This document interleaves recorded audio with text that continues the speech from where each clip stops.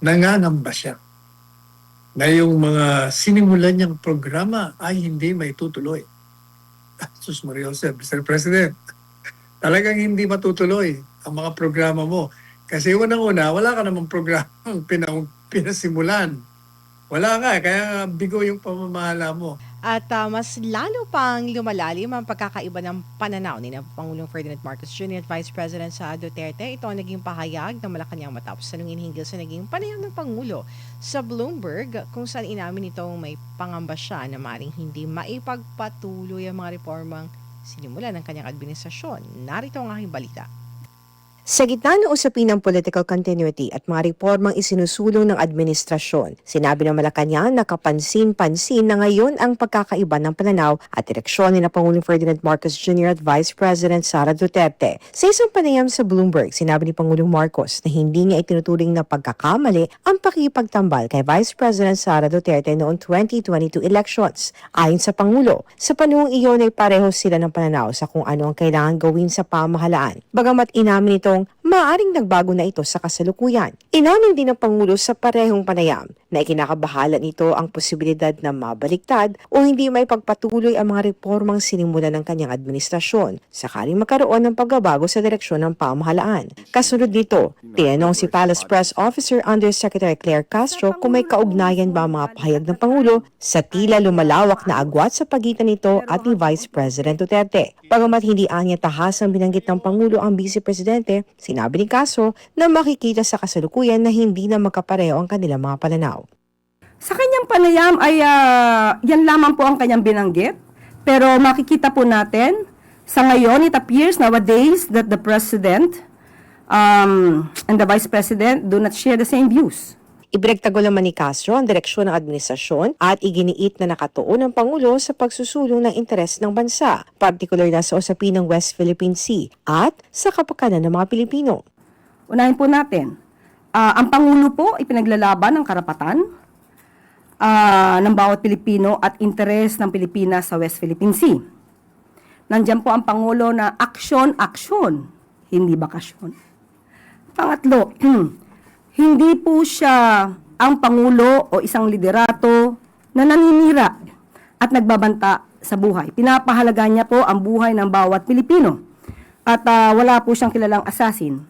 Binigyan diin ng Malacanang ang pagkakaiba ng dalawang panig sa pagharap sa fake news at sa pagsusulong ng pananagutan sa pamahalaan. Partikular na binanggit ni Castro ang mga isinagawang pagsusuri sa mga umano'y ghost projects at mga flood control projects na hindi umano na isa sa katuparan noong nakarang administrasyon. Pagamat walang partikular na personal na tinukoy, sinabi ni Castro na malinaw sa mga naging pahayag ng Pangulo na nais nitong mapanagot ang mga sangkot sa anumang irregularidad sa pamahalaan. Ayon pa sa Malacanang, nagsimula ng maayos ang relasyon ng Pangulo at Vice Presidente, ngunit kalaunan ay lumitaw ang pagkakaiba nila sa ilang polisiya at pananaw sa pamamahala.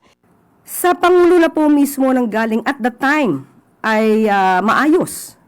Pero hanggang unti-unti ay naiiba nga ang kanilang mga views at mga polisiya. Dumating ang pahayag ng Malacanang sa gitna ng patuloy na usapin hinggil sa estado ng relasyon ni na Pangulong Marcos at Vice President Duterte habang nananatiling sentro ng diskurso ang direksyon ng mga reforma at programang ipinatutupad ng kasalukuyang administrasyon. Para sa Diyos at Pilipinas kumahal, ito si Hannah Jane Sancho, SMNI News.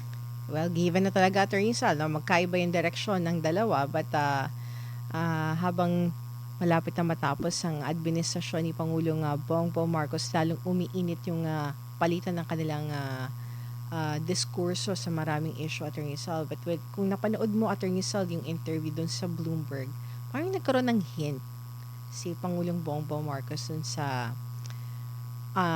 legacy niya, Atty. Sal, that hindi enough yung years na binigay sa isang government official para ma-fulfill niya yung legasiya niya o yung trabaho niya o yung gusto niyang mangyari para sa bansa.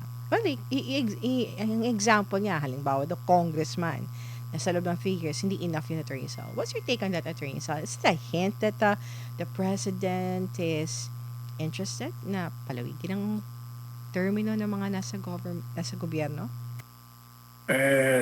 Yung pag-extend ng term, given na yun talagang gusto nila. Pero gusto kong talakayin yung sinasabi niya na nangangamba siya na yung mga sinimulan niyang programa ay hindi may tutuloy. Sus Maria Jose, Mr. President, talagang hindi matutuloy ang mga programa mo. Kasi unang-una, wala ka namang programang pinasimulan. Wala nga, kaya nga bigo yung pamamahala mo. At kung meron mang sinimulan, hindi nga sapat, kulang, kaya talagang hindi dapat dapat ipagpatuloy. Kailangan bagong programa. O kaya tama ka doon. Ang problema kasi, Mr. President, hindi mo pinapakinggan yung tinig ng taong bayan. The survey, popular, and trust rating may bagsak na bagsak. Yan ang dapat napakinggan mo. Ibig sabihin, disillusion, dismayado, diskontento ang taong bayan. Kaya dapat nga baguhin mo. Di ba sinabi natin ang lahat ng kaguluhan, meron akong kausap ng kanina Kalalanding na lang daw from the States. Sabi niya, bakit ang gulo-gulo na ng bayan natin? Paano hindi magkakagulo? Itong presidente natin, may sasabing pahayag, hindi naman niya ginagawa. Sabi niya, walang jurisdiction ng ICC. Hindi tayo magkikipag-cooperate kahit na anong forma. Hindi ko ipatutupad ang aresto. O yun, ginawa niya lahat. Sasabihin niya, pinapahalagahan niya ang buhay. Kung pinapahalagahan mo ang buhay ng isang tao, Mr. President, hindi mo ginawa kay Presidente Duterte yung ginawa. At kung madalit sabi, lahat na sinasabi ninyo, kabaliktaran ang ginagawa niyo. Nangako kayo, 20 pesos ang presyo ng isang kilong bigas. So, nasaan na yun? Wala.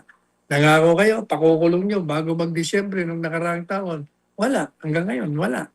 O ngayon, ang ginagawa niya naman, tinutugis nyo lahat ng mga kaalyado ni Presidente Duterte. O. Kaya ang tao talagang galit. Kahit saan ka magpunta, sa mall, simbahan, grocery, palengke, eroplano, sa sasakyan, pampubliko, kahit saan ka pumunta, maniwala kayo ang pinag-uusapan at dismayado sa inyo. Hindi natin malaman kung bakit hindi nyo pa alam yan hanggang ngayon. Tapos meron pa kayong nagsasalita. Mukhang hindi niya rin alam kung anong pinagsasabi niya. Lalong nadadagdagan ang pagbagsak ng rating niyo. Well, sa rating na yan, Attorney Sal, I think yung rating ng Pangulo, na Vice President at ng government official, of course, affected, isa sa factor, pagtaas at pagbaba. Binabase ng taong bayan kung ano yung napapanood nila sa television, sa balita, Attorney Sal, Pero on the ground, grassroots Attorney Sal, marami sa mga kababayan natin nagsasabing hindi nila nararamdaman ng gobyerno dahil maraming mga projects ang hindi na pupondohan, Attorney Sal, hindi na, like infrastructure, Attorney Sal, hindi nararamdaman yung mga bagong mga infrastructure projects. Ikaw ba, Attorney Sal, may nararamdaman ka bang bagong infrastructure projects ngayon? Paano mo mararamdaman yung infrastructure project? Ninakaw na nga. Ninakaw na nga yung pondo to fund them. So, anong maasahan mong proyekto? Wala nang panggastos. Nasa bulsa na nilang lahat.